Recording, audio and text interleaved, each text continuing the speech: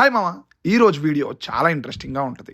అదేంటి బ్రో, ఎప్పుడు చేసే రీమేక్ వీడియోసేగా, ఇందులో కొత్తదనం ఏముంది? హీరో మారాడు ఈసారి, అంతే కదా అంటారా? ఆఫ్ కోర్స్ హీరో మారాడు, అంతే కాదన్ను.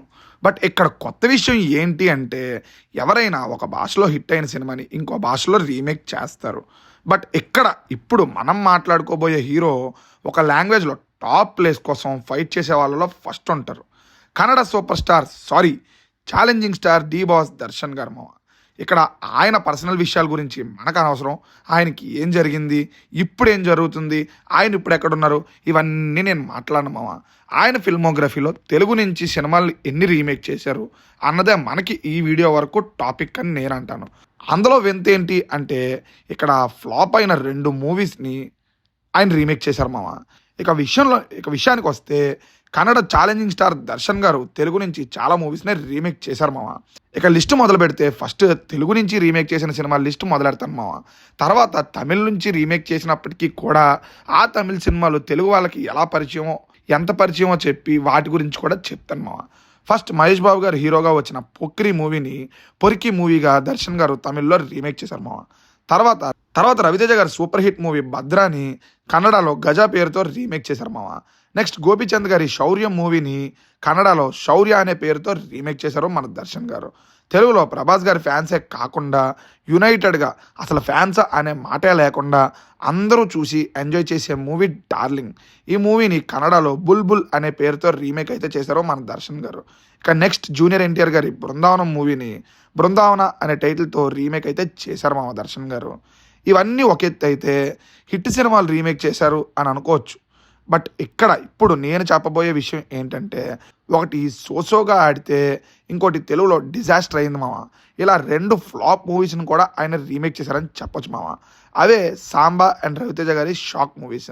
ఇక్కడ ఫ్లాప్ అయిన ఈ 2 మూవీస్ని కన్నడలో దర్శన్ గారు మాండ్యా అనే పేరుతో సాంబాని రీమేక్ చేశారు, ప్రిన్స్ అనే పేరుతో షాక్ని రీమేక్ చేశారు. ఇప్పటి వరకు తెలుగు సినిమాల్ని రీమేక్ చేశారని చెప్పుకున్నాం.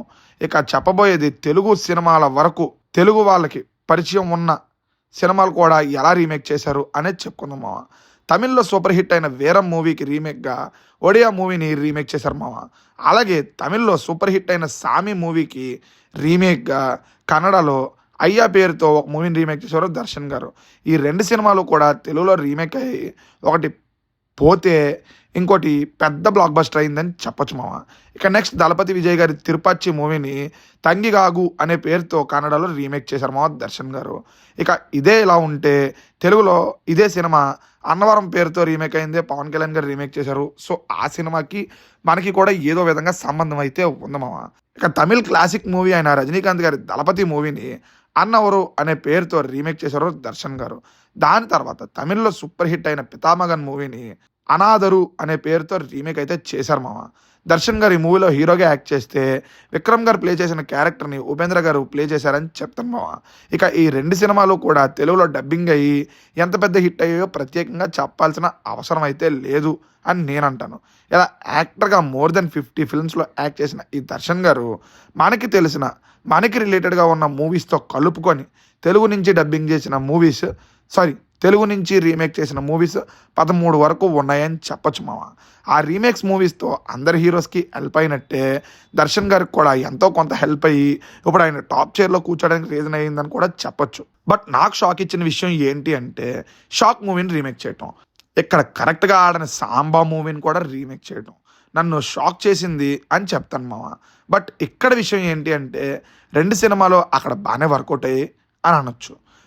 రెండింట్లో ఇప్పుడు షాక్ మూవీని క్లాసిక్గా గుర్తుపడుతున్నారో మన తెలుగు వాళ్ళు గుర్తించారు, దానికి ఒక స్థాయిని అయితే ఏర్పాటు చేశారని చెప్తాను. ఎలా అయినా నేను ఎప్పుడు చెప్పే మాటతోనే ఈ వీడియోని అయితే ముగిస్తాను మామ. రీమేక్ చేయడం అనేది పాపం కాదు, అది సర్వసాధారణం.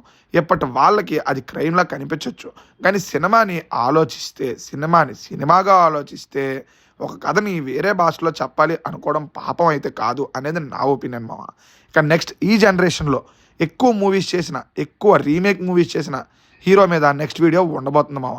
అతను తెలుగు హీరో కావచ్చు, తమిళ్ హీరో కావచ్చు, కన్నడ హీరో కావచ్చు, మలయాళం హీరో కావచ్చు, హిందీ హీరో కూడా కావచ్చు. మీరెవరైనా ఆ హీరో పేరు గెస్ట్ చేయగలిగితే కామెంట్ చేయండి. నెక్స్ట్ అదే హీరో చేసిన రీమేక్ మూవీస్ లిస్ట్‌తో మీ ముందుకైతే వస్తాను. ఈ వీడియో మీకు నచ్చిందని అనుకుంటున్నాను. నిజంగా ఈ వీడియో మీకు నచ్చినట్టయితే లైక్ చేసి, కామెంట్ చేసి, షేర్ చేసి, సబ్స్క్రైబ్ చేయడం మాత్రం మర్చిపోకు మామ. మీ ముందుకు ఇంకా మంచి మంచి వీడియోలతో రెగ్యులర్‌గా వస్తూ ఉంటాను. రెగ్యులర్ అప్డేట్స్ కూడా ఇవ్వడం స్టార్ట్ చేద్దాం అనుకుంటున్నాను. మీ సపోర్ట్ ఉంటే అది కూడా స్టార్ట్ చేయడం జరుగుతుంది. ఒకటే రిక్వెస్ట్ మామ, మీకు అన్ని విషయాలు తెలియాలని ఎంతో కొంత హార్డ్ వర్క్ అయితే ఎఫర్ట్ అయితే నేను పెడుతున్నాను. సో మీరు దానికి ఇవ్వాల్సిందిగా నేను కోరుకునేది ఏంటంటే ఒక సబ్స్క్రైబ్ బటన్, ఒక లైక్ బటన్ అండ్ ఒక షేర్ బటన్. ఈ 3 చేసి మీరు నాకు సపోర్ట్ చేస్తారని కోరుకుంటూ నెక్స్ట్ ఇంకో మంచి వీడియో కలుద్దాం. బాయ్ మామ.